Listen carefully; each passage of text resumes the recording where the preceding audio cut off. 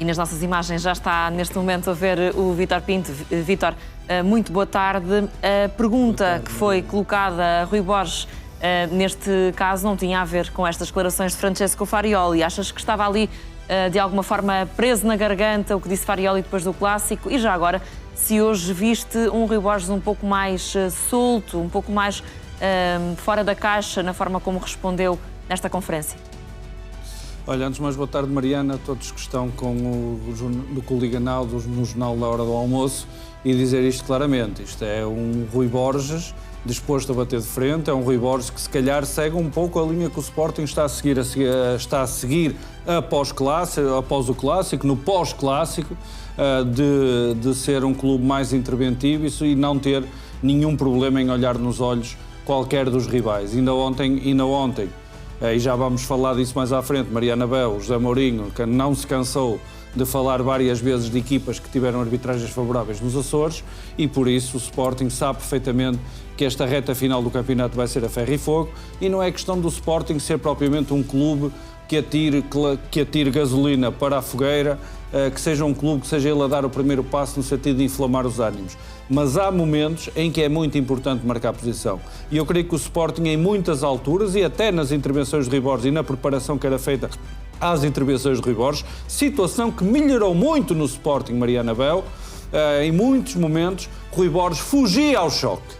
Rui Borges preferia ir à volta, preferia não responder diretamente, não marcava posição, porque era muito a linha do Sporting em muitas situações, e creio que o Sporting, em termos de instituição, já percebeu que para ser tricampeão tem que lutar dentro de campo, tem que defender bem dentro de campo, tem que atacar bem dentro de campo, mas não se pode encolher fora de campo. E aquilo que vimos, por exemplo, no Clássico, foi um Sporting muito ativo, inclusivamente na denúncia de situações à volta do jogo, e a partir daqui, creio eu, que fica claro que até ao final da época o Sporting tem que ter esta capacidade que o Rui Borges demonstrou hoje, o Rui Borges também a dar o exemplo para o grupo, a responder a letra a Farioli, e sobretudo agora, uma coisa muito importante, Mariana, deixa só dizer isto que é muito importante. Sim. É que não foi só, houve um jogo Sporting-Porto em Alvalade, está resolvido, houve um Futebol do Porto Sporting Alvalade, está resolvido. Tu sabes, Mariana Bel, quem está em casa, se não se lembra, nós vamos recordar, a 3 de março estas equipas voltam a defrontar-se outra vez, em Alvalade.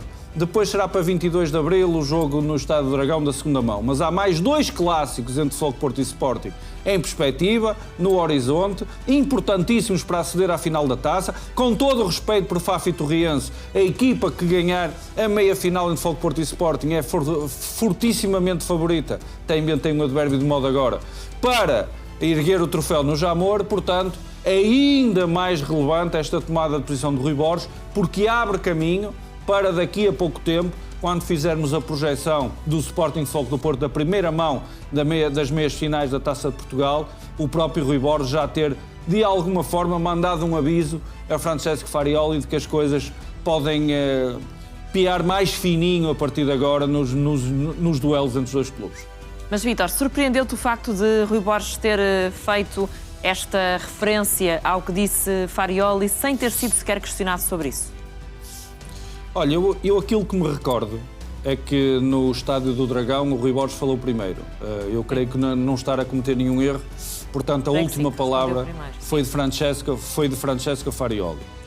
E vou dizer isto não teve porque tenho informações... de responder àquilo que disse o treinador do Porto, não é? Muito bem, Mariana Bel.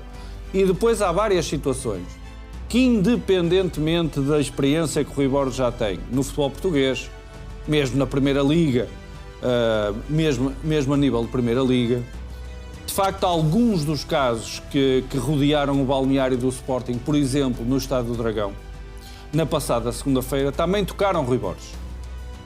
Também houve situações que o Rui Borges não entendeu. Também houve situações que o Rui Borges estranhou.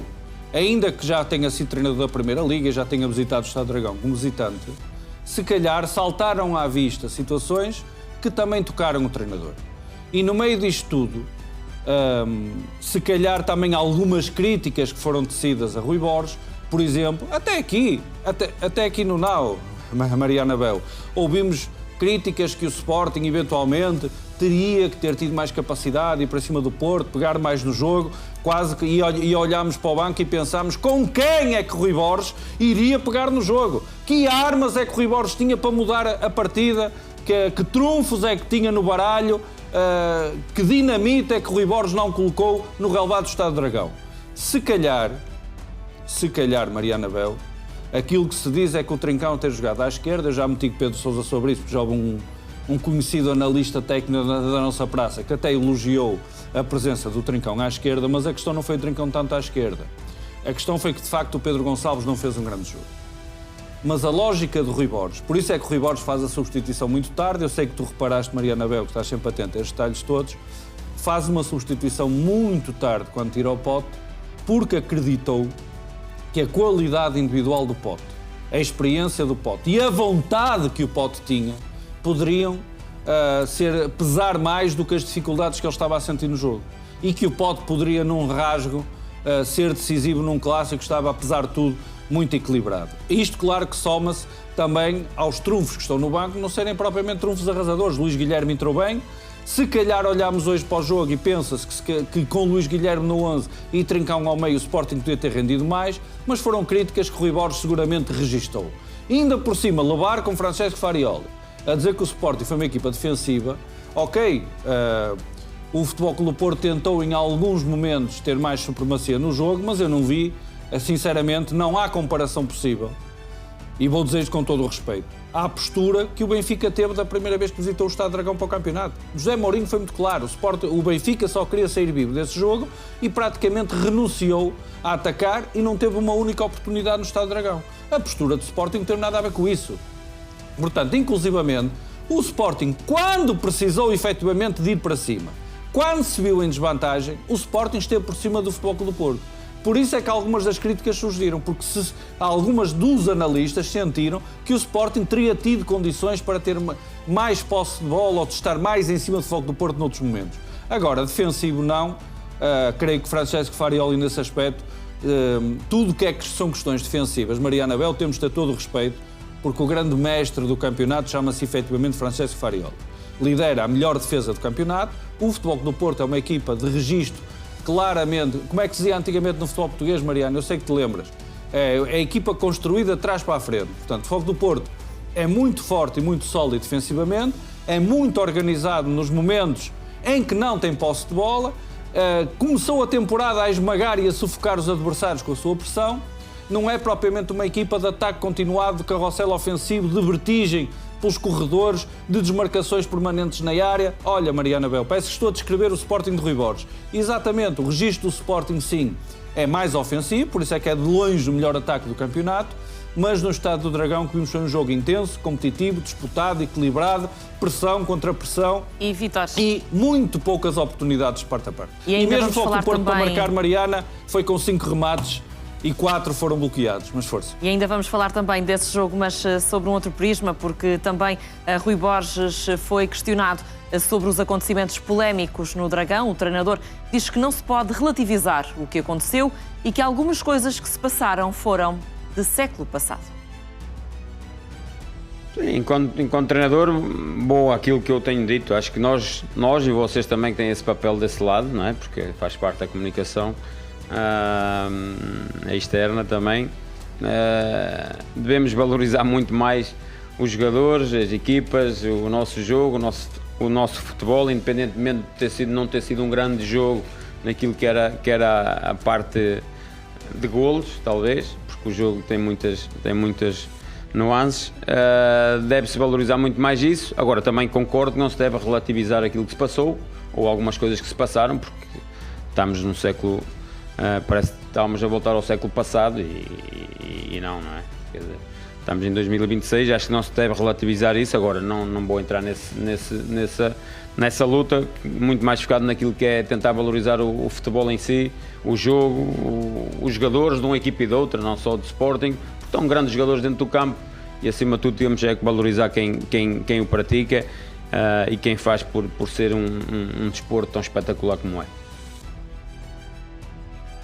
Também aqui, Vítor, Rui Borges quis tomar partido. Tem razão naquilo que diz o treinador do Sporting?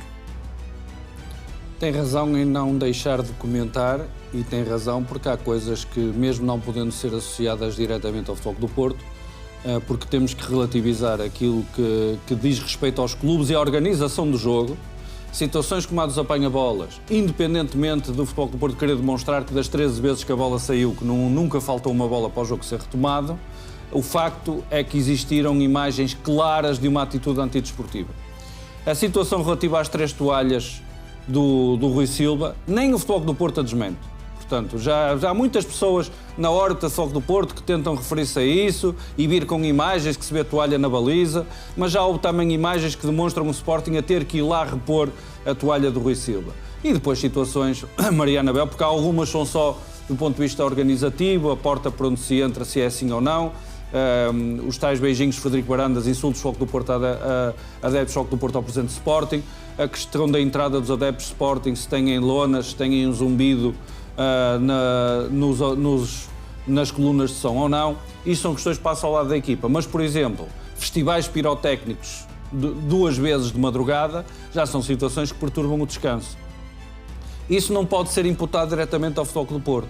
Ninguém pode dizer que o Futebol do Porto... possivelmente também não era bem a isso que se referia Rui Borges, não é? Se calhar era, ao falar do século passado, Mariana. Por exemplo, as capas no balneário... É que o Sporting denunciou de forma claro, oficial algumas coisas que aconteceram, não se referiu à questão dos foguetes. Mas não denunciou, por exemplo, as mensagens subliminares. Isso foi a investigação do Record. Por exemplo, as capas no balneário têm a ver com as tais mensagens motivacionais. E, por exemplo, estás a ver, estava aqui o esforço, dedicação, devoção e glória. O Sporting fez a preparação do balneário 5 horas antes, tinha até possibilidade de ter coberto essas capas e dentro, ali à esquerda, na zona onde estavam os jogadores de Sporting a equipar-se, estava a famosa frase do Rui Borges, o famoso slogan motivacional do Rui Borges: não se pode matar uma atitude. Portanto, essa parte o Sporting contraria. Agora, por exemplo, o Sporting não denunciou, porque foi uma investigação do Record, não foi denúncia do Sporting, a existência de mensagens subliminares nas paredes do balneário visitante do Estado do Dragão e no teto do balneário do Estado do Dragão. Portanto, isso não foi o Sporting a denunciar. Portanto, ainda estou à espera que o Sporting faça uma denúncia sobre isso. Mas, independentemente de tudo, já se sabe que isso existe. Ainda tivemos a oportunidade, porque mesmo não sendo na égide da Média Livre, ouvimos o Ricardo Lemos, antigo diretor de comunicação do Benfica, em conversa com a jornalista Irene Palma, a referir que no primeiro ano de Roger Schmidt, pelo Benfica saber que estavam lá estas imagens, sugeriram ao técnico alemão cobrir essas imagens e ele disse que não fazia sentido nenhum, que não era preciso, que eram melhores que o Futebol do Porto iam ganhar em campo, ganharam 0 com gol de Rafa, salvo erro. Portanto, é tudo às vezes uma questão de abordagem psicológica. Mas há também um ponto de partida. E o ponto de partida é que, por exemplo, estas imagens subliminares não têm um contexto desportivo, não têm um contexto que se possa entender dentro de um balneário de futebol. Portanto, e a partir de agora já são conhecidas. Nota importante, o Sporting não denunciou este ponto. Portanto, quando o Rui Borges fala de práticas do século passado, eu direciono em primeiro lugar para festivais pirotécnicos de madrugada, que incomodam não só os jogadores de Sporting, mas se calhar centenas ou milhares de pessoas que moram na Beira-Rio, em Vila Nova de Gaia, porque o Hotel Hilton fica junto ao Rio Douro. Então achas que Rui Borges não se referia a nada que pudesse ser imputado ao Futebol Clube do Porto, é isso? Não é isso, é imputado ao Futebol Clube do Porto. A parte da pirotecnia não, mas as bolas que estariam disponíveis ou não, no momento em que o Sporting precisasse, o Sporting só no último suspiro da partida é que empatou através de um pontapé de penalti. Podiam perfeitamente ter existido situações, não são comprovadas por imagens, mas podiam ter existido situações em que o Sporting quisesse repor a bola rapidamente e não fosse possível. E, acima de tudo, existem regras, Mariana. As regras que existem hoje em dia a nível internacional são precisamente para as bolas estarem em cima dos pinos e os jogadores vão lá buscar a bola. Portanto, não há nenhuma justificação para essa regra ser quebrada e vamos ver o que é que o processo que foi movido pela Liga, ou melhor, pelo Conselho de Disciplina da Federação, vai dar em termos de resultado final.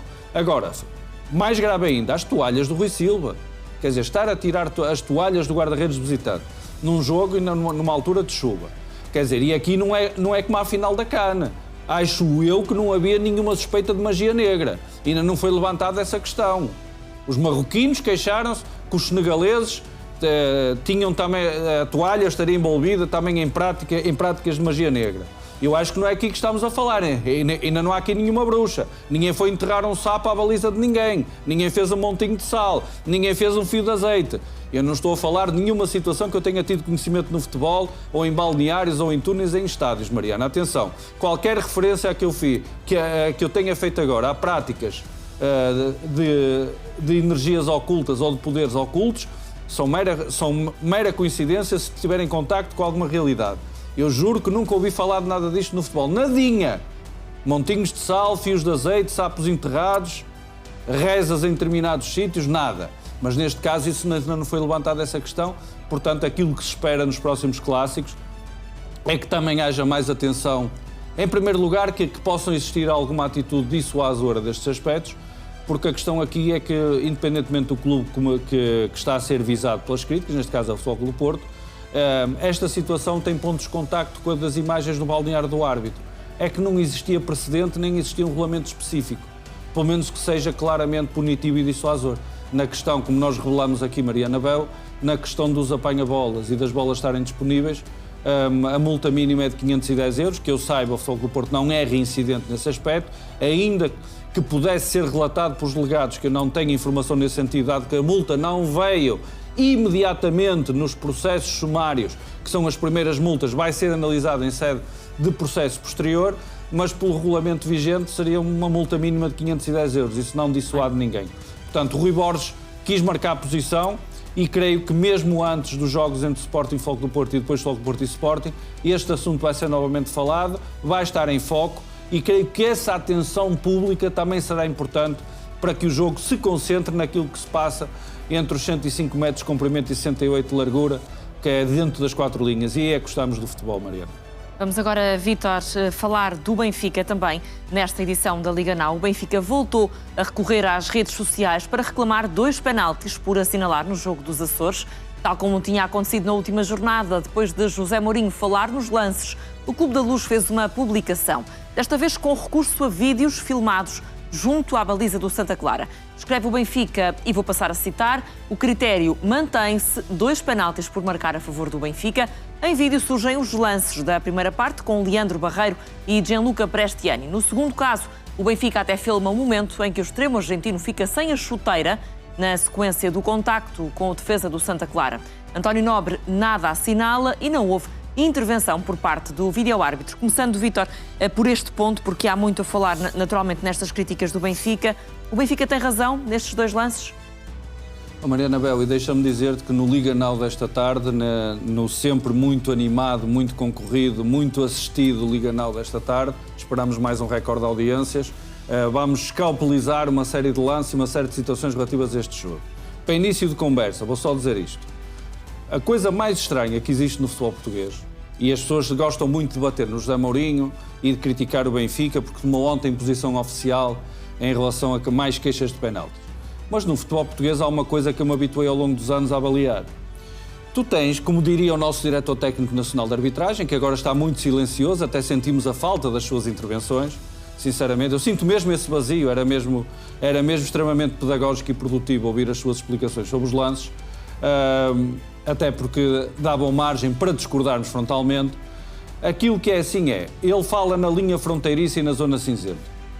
E eu consigo, de facto, contabilizar, só nos últimos 2 jogos, 5 ou 6 lances de zona fronteiriça, de zona cinzenta e de linha fronteiriça. Até estava a misturar estes conceitos criados, ou pelo menos popularizados pelo Sr. Duarte Gomes. E em todos estes lances de zona cinzenta ou de linha fronteiriça, de 50-50, foram todos decididos contra o Benfica. Por isso é que o Benfica está a queixar-se.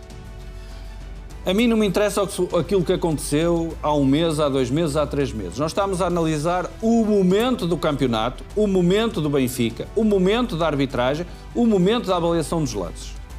Por exemplo, o lance em relação ao qual existe consenso, com discordância do analista do Record e da CMTV, Marco Ferreira, que também comenta na CMTV, o Marco Ferreira, com essa discordância existe consenso, que creio que generalizado, em relação a algo que é óbvio. Há aqui um pisão de Paulo Vítor do Santa Clara ao Prestiani, nas imagens anteriores, até vista a questão da chuteira, e é falta. É falta. Vamos lá esquecer a questão do penalti. Às vezes escuta-se o penalti como se fosse um conceito extraterrestre. Não, o penalti é uma falta que é cometida dentro de uma determinada zona. É falta ou não é falta? Esta situação do pisão é falta ou não é falta? Claro que o jogador não tem intenção, claro que é involuntário, mas comete uma falta. Se é falta dentro da área, tem que ser assinalado penalti. A partir daí, há vários lances que o Benfica alega, ou pelo menos causaram polémica e mereceram análise. Por exemplo, o José Mourinho refere-se como um penalti gigantão, eu creio que é esse termo que utiliza, Mariana Bel, vais-me ajudar. Grandalhão. Ele até considera... Grandalhão, exatamente. Até considera mais penalti o do Leandro Barreiro que o do Prestiani. Eu aí discordo por uma razão. Em primeiro lugar, porque consigo identificar 3 ou 4 lances idênticos esta temporada que estão constantemente a ser decididos sem ser falta. 3 ou 4 lances deste, que o José Mourinho sabe perfeitamente, pelas instruções que são dadas pela direção técnica de arbitragem, não são lances de vídeo-árbitro. Porque as ordens que são dadas aos árbitros são que, sendo um lance de interpretação, o central do Santa Clara abraça o Leandro Barreiro e depois de tirar os braços é que o Leandro Barreiro se deixa cair. Há quem, inclusivamente, até faça algum cálculo da nota que se podia dar se tivesse sido um salto para a piscina. Eu acho que era uma nota elevada, atenção. Porque tem grande qualidade técnica o mergulho, mas a questão é, a queda acontece devido a uma falta evidente que seja responsável por essa queda. E ficando mais uma vez na zona cinzenta e na linha fronteiriça, se o árbitro da partida, o Sr. António Nobre, é este lance, porque até há quem alegue que o Leandro Barreiro já se está a deixar cair no momento em que sente o braço. Mas se o Sr. António Nobre marca pontapé de penalti, eu vejo muita dificuldade, dado que também existe um contacto ainda que ligeiro, a poder haver a intervenção de vídeo-arbitragem no sentido de reverter a decisão. Agora, tendo em conta que as regras, neste momento, vão ser, quem é que foi o Sr. Manuel de Oliveira ou o vídeo-árbitro? As regras, ou melhor, as determinações e os critérios que são impostos aos árbitros esta temporada são de não intervir, são de, em situações destas, não dar a oportunidade ao árbitro de rever o lance e ser o árbitro que deve dirigir o encontro e é o elemento mais qualificado para tomar as decisões, pronunciar-se. E mais uma vez, um lance de zona cinzenta e de linha fronteiriça fica em águas de bacalhau e o árbitro não é chamado a visionar o lance. Eu discordo do José Mourinho, acho que o Prestiani é daqueles lances que se marcam logo à primeira porque é falta, é evidentemente falta. Aqui eu não entendo, porque não é uma questão de critério. Existe evidentemente um pisão, um toque, já que for até raspa ali um bocadinho no tornozelo, ou no calcanhar neste caso, do Prestiani. Aqui custa-me entender que não haja indicação de Manuel de Oliveira para António Nobre ter ido visualizar o lance, mas aqui acho difícil defender que não haja uma falta. Os outros lances são lances que ficam na linha fronteiriça, na zona cinzenta, e é verdade, o Benfica já na semana passada contra o Alverca queixou-se de três lances deste tipo em que nenhum foi decidido a favor e, sobretudo, não foi alvo de análise posterior do árbitro, ou seja, dada a possibilidade ao árbitro do encontro ser ele a tomar a decisão final, e a partir daqui, aqui estão as queixas do Benfica. Agora dizes tu, Mariano, o Benfica está a queixar-se veementemente e vocalmente, inclusivamente com recados de José Mourinho para os tais clubes, quando foram aos Açores, tiveram arbitragens favoráveis. Está a falar do Sporting mais uma vez. É que está José Mourinho mais uma vez a falar do Sporting. Mas apesar disso, o Benfica está a marcar posição. Não é porque vai mudar alguma coisa, porque até ganhou, somou 6 pontos em 2 jogos. É uma estratégia para o futuro, Vítor. Exatamente. Agora, ao contrário daquilo que dizem, quando um clube toma a posição desta maneira e mostra imagens, aqui não há, é seguir um jogo. Eu não digo, aqui não há condicionamentos. Se os árbitros erram, e um clube entende que um árbitro erra, desde que não ponha em causa a honra e a reputação do árbitro, a marcar a posição. Estamos em 2026, estamos em democracia, portanto os clubes devem poder fazê-lo, dentro de determinados limites. E neste caso o Benfica tem evidentemente o direito à indignação, se acha que não foram marcados penaltis a seu favor, e sobretudo o somatório das 2 jornadas faz claramente muitas pessoas pensarem naquilo que está a passar. Não é normal 5 ou 6 lances de zona cinzenta e de linha fronteiriça serem sempre decididos só para um lado. Serem divididos é mais normal, irem só para um lado. Portanto, e é contra isso que o Benfica se está a pronunciar, até porque o Benfica, estando atrás, não pode desperdiçar pontos, tem que fazer pressão de todas as formas sobre os rivais, e também, neste caso, também sensibilizar um pouco as arbitragens. Agora, o Benfica já sabe isto, Mariana, deixa-me terminar com este ponto, porque o Benfica, na polémica toda do Benfica Casa Pia, levou claramente com toda a cartilha arbitral por ser de cima a baixo, em que não permitia a intervenção de vídeo-arte, no célebre lance do António Silva no Benfica Casa Pia, e José Mourinho, passado 2 dias, ao saber das determinações públicas assumidas na altura por Duarte Gomes, até comentou, Mariana, como tu te lembras, que sendo assim até era melhor acabar com o VAR.